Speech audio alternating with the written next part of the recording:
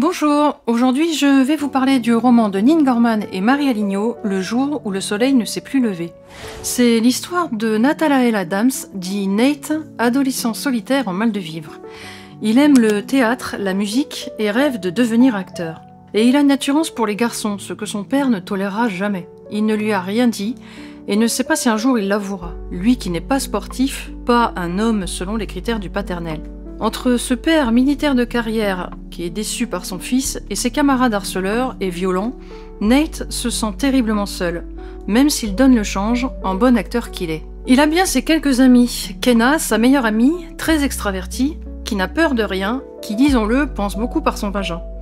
Kurt, réservé et pudique, et Jagger, le fils à papa très propre sur lui, très guindé, qui ne boit jamais et va à l'église régulièrement. Et il y a le nouveau, Finn, peu causant, peu sociable, l'air triste et énervé. Cette rencontre va bouleverser l'univers de Nate, mais va-t-elle le plonger encore plus dans le chaos ou va-t-elle éliminer son existence?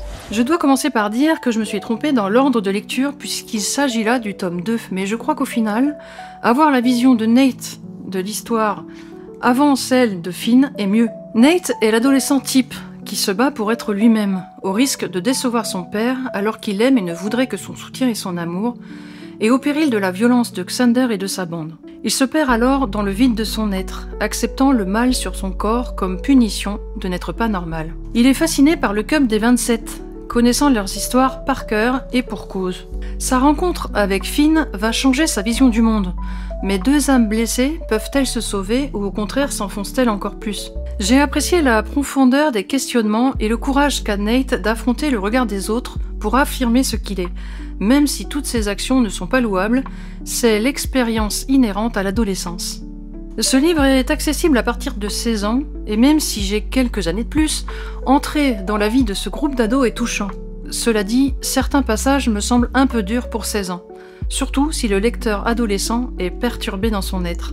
Sur le plan de la syntaxe, la répétition des inversions des formes verbales à la première personne du singulier donne de la lourdeur au texte, ce d'autant que parfois, elle aurait pu être retirée sans altérer le sens de la phrase. Les demandais-je, chuchotais-je, rigolais-je sont bien trop souvent usités.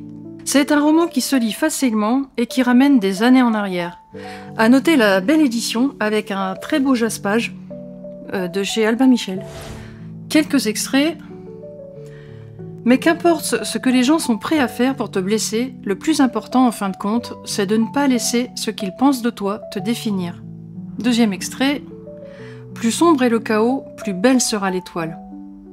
Je vous le conseille, Le jour où le soleil ne s'est plus levé de Neil Gaiman et Marie Aligno.